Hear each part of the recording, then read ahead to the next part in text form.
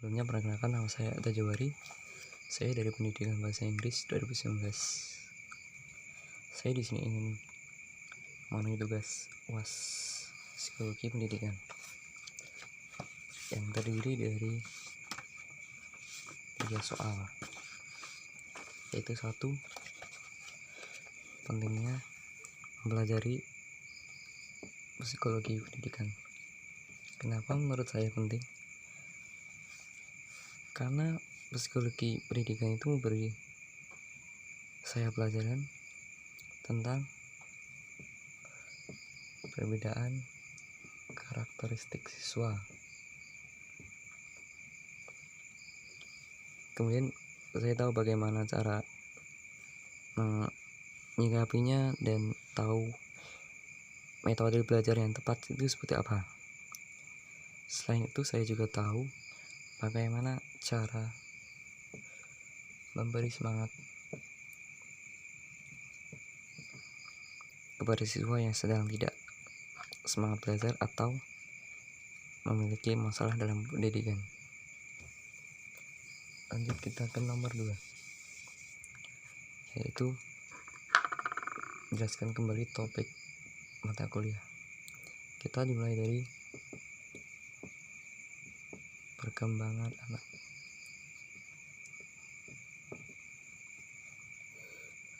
Perkembangan anak adalah proses bertambahnya kemampuan serta berkaitan dengan aspek kemampuan fisik, intelektual, sosial, emosional, dan bahasa. Faktor yang mempengaruhi adalah 1. Genetik, 2. Lingkungan, 3. Nutrisi. Perkembangan anak ada 4, yaitu 1. Perkembangan yang mengacu pada tahapan kemampuan seorang anak, yaitu disebut perkembangan kognitif. 2. Perkembangan yang mengacu pada perkembangan pikiran, perasaan, dan perilaku, disebut perkembangan moral. 3. Yaitu perkembangan yang mengacu pada kemampuan berperilaku yang sesuai dengan tuntunan sosial, disebut perkembangan sosial. Yang terakhir yaitu perkembangan yang mengacu pada perasaan yang ia rasakan sendiri seperti rasa malu, bangga maupun benci, disebut perkembangan emosi. Lanjut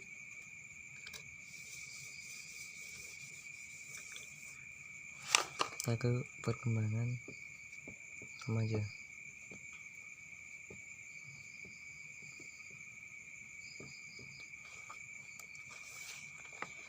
Terdapat beberapa perkembangan remaja seperti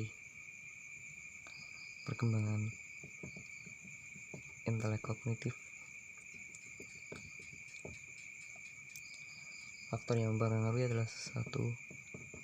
Hereditas, dan kemudian 2. Lingkungan.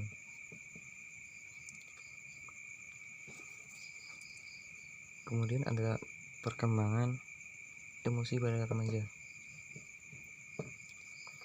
Perkembangan emosi nampak jelas pada perubahan tingkah lakunya, bisa dipengaruhi oleh diri sendiri, orang tua, maupun teman. Dan ada perkembangan bakat khusus.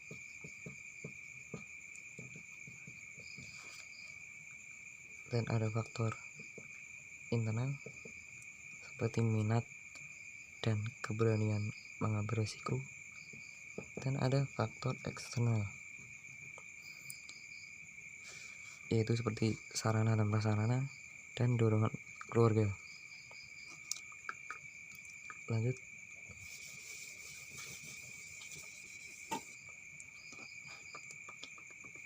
perbedaan individu.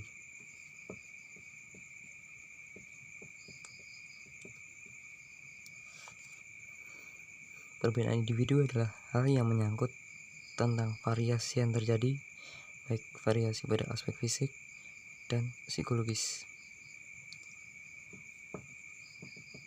Faktor yang mempengaruhi adalah 1. Faktor bawaan. Faktor biologis yang diturunkan oleh orang tua dan faktor lingkungan seperti status sosial orang tua, pola asuh, budaya, bahkan urutan kelahiran. Ada macam-macam perbedaan individu seperti 1. Inteligensi, 2. Kepribadian, 3. Gaya belajar, dan yang terakhir yaitu temperamen.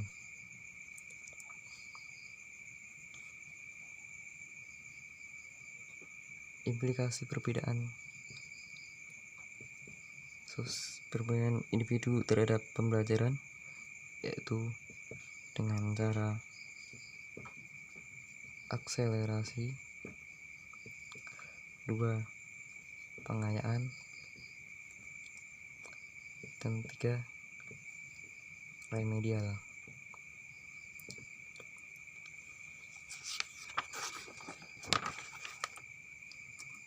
Lanjut.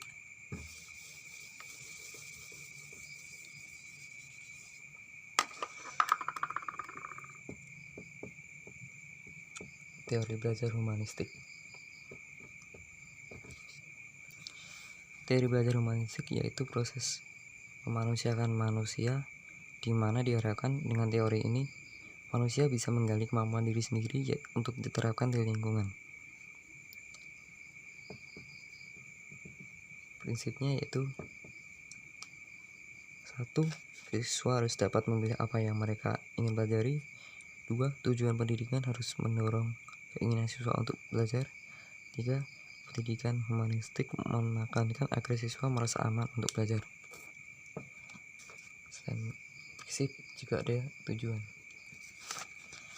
Tujuan belajar humanistik adalah 1. Memberi kebutuhan dan tujuan siswa. 2. Memudahkan aktualisasi diri siswa dan perasaan diri mampu. 3. Mengembangkan siswa masalah ketulusan, respect, dan menghargai orang lain.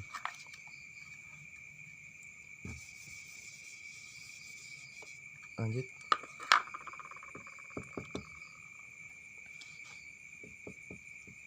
Teori behavioristik. Teori behavioristik adalah sebuah teori yang mempelajari tingkah laku manusia yang menggunakan pendekatan objektif, mekanistik, dan materialistik. Ciri-cirinya yaitu 1. Aliran ini mempelajari manusia bukan dari kesadaran, namun dari tingkah laku. Dan behaviorisme berpendapat bahwa manusia pada waktu dilahirkan adalah sama. Ada beberapa teori behavioristik menurut para ahli. 1. Menurut Edward Thorndike,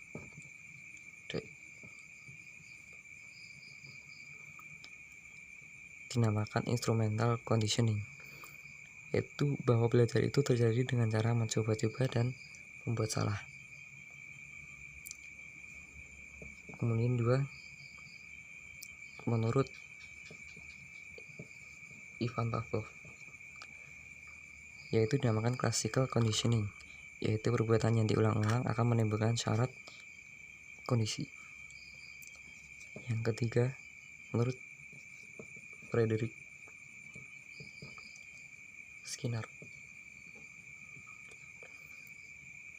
dinamakan operant conditioning, yaitu membentuk tingkah laku perlu diurutkan menjadi komponen tingkah laku yang spesifik. Yang terakhir yaitu menurut Bandura, dinamakan social learning theory, yaitu perilaku manusia dipengaruhi oleh sekitaran melalui peniruan. Lanjut.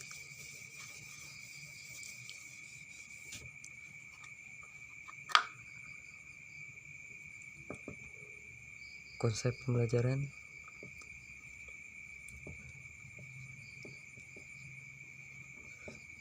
menurut Ki Hajar Dewantara.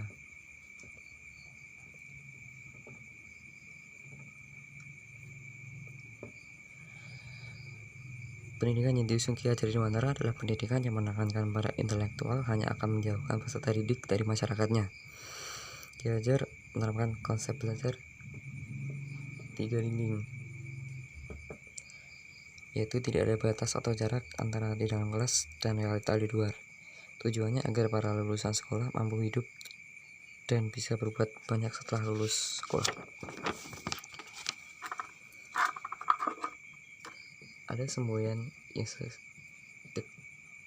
ucapkan Ki Hajar Dewantara, yaitu 1. Ing ngasosong tulodo, yang artinya di depan guru harus memberi contoh yang baik.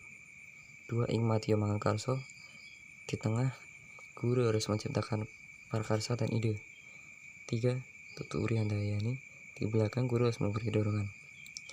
Sehingga ada konsep 3N, yaitu 1. Niteni adalah kemampuan mengenali dan menangkap makna suatu objek. 2. Niroke, yaitu kemampuan meniru segala apa yang menarik perhatiannya. Yang ketiga yaitu nambahi, yaitu kemampuan mengembangkan atau memberi warna baru pada model yang ditiru. Lanjut.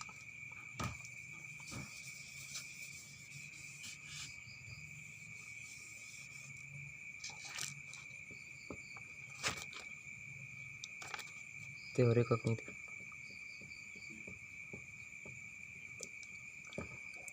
Kognitif adalah suatu proses aktif dan kreatif yang bertujuan membangun struktur melalui pengalaman-pengalaman. Ada beberapa teori menurut para ahli, yaitu teori Gestalt. Pokok pandangan Gestalt adalah objek peristiwa tertentu akan dipandang sebagai suatu keseluruhan terorganisasi, yaitu menurut Gerd Lewin. Pokok pandangan Lewin adalah tingkah laku merupakan hasil interaksi antar kekuatan baik dari dalam individu maupun luar individu. Yang ketiga menurut Piaget. Pokok pandangan Piaget adalah suatu proses genetik, yaitu proses yang didasarkan atas mekanisme biologis perkembangan sistem syaraf. Yang terakhir menurut Jerome Bruner.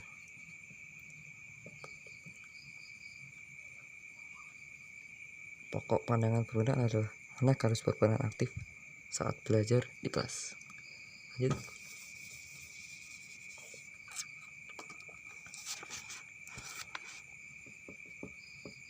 Lingkungan belajar.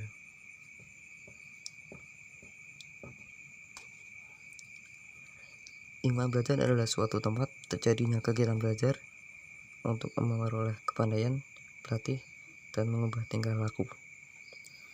Terdapat 3 lingkungan belajar.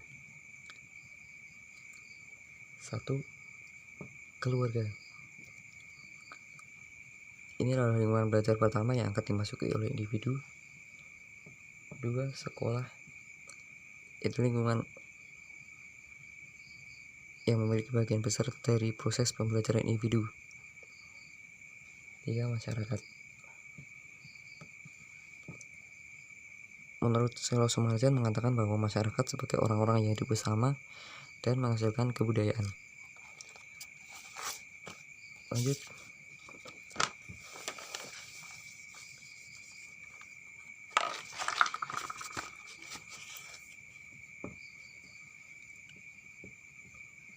Motivasi belajar. Motivasi belajar adalah daya penggerak dalam diri siswa yang menimbulkan kegiatan belajar yang menjamin kelangsungan dari kegiatan belajar dan membantu arah pada kegiatan belajar, sehingga tujuan yang dikehendaki oleh subjek belajar ini dapat tercapai. Ada jenis motivasi, yaitu bawaan atau dari orang tua dan lingkungan.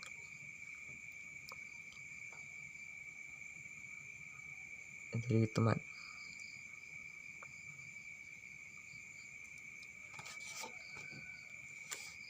Kemudian ada fungsi, yaitu menentukan arah perbuatan ke arah yang dicapai dan menyeleksi perbuatan, mengerjakan perbuatannya sesuai untuk mencapai tujuan, dan mengesampingkan perbuatan yang tidak bermanfaat bagi tujuan tersebut. Dan ada peranan. Peranannya adalah menentukan ketekunan dalam belajar dan memperjelas tujuan belajar yang hendak dicapai. Serta ada bentuk motivasi di sekolah, yaitu seperti pemberian nilai atau pemberian hadiah atau bahkan pemberian pujian. Lanjut.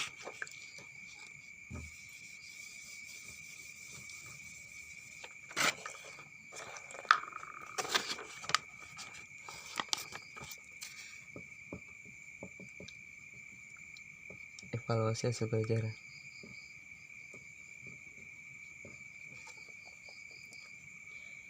Evaluasi hasil belajar merupakan proses yang sistematis, terencana, dan berkelanjutan yang dilakukan untuk mengetahui kualitas suatu objek sehingga dapat ditarik kesimpulan yang diperlukan untuk menjamin alternatif keputusan. Fungsinya adalah fungsi formatif, yaitu pemberian feedback bagi guru. Fungsi sumatif, mengetahui tingkat penguasaan siswa, dan fungsi diagnostik, yaitu mengetahui latar belakang siswa. Tujuan untuk keeping track, yaitu menelusuri dan melacak proses belajar. Checking up, itu mengecek ketercapaian kemampuan peserta didik. Finding out, mendeteksi kekurangan. Dan zoom out, menyebabkan tingkat penguasaan peserta didik.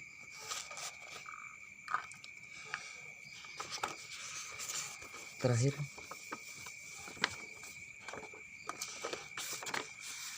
itu diagnosis kesulitan belajar. Proses menentukan masalah atau ketidakmampuan peserta didik dalam belajar dengan meneliti latar belakang penyebabnya. Contoh masalah kesulitan belajar yaitu adalah kekacauan belajar.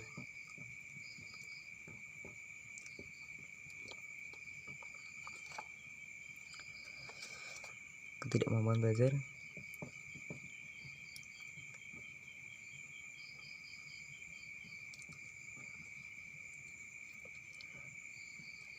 dan slow learner.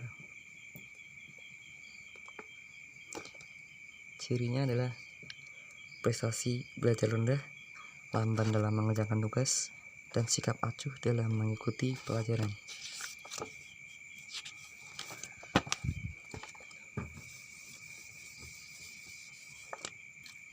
Kita lanjut ke nomor 3, etika inovasi untuk pendidikan Indonesia.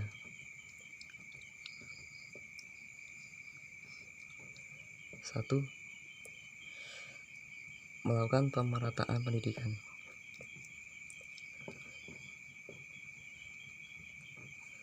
Masih banyak sekolah di daerah terpencil yang kesulitan mendapatkan pendidikan.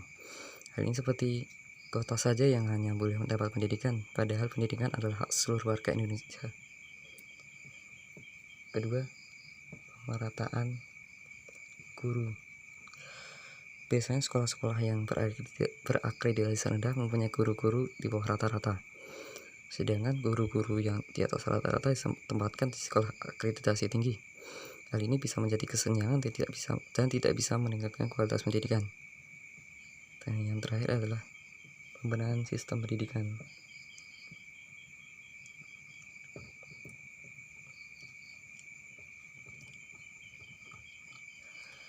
Pendidikan di Indonesia tertinggal 128 tahun. Kita harus melakukan pembenahan seperti di kurikulum ataupun jam belajar dan kualitas pembelajaran. Bisa juga dengan cara mencontoh sistem pendidikan di negara lain.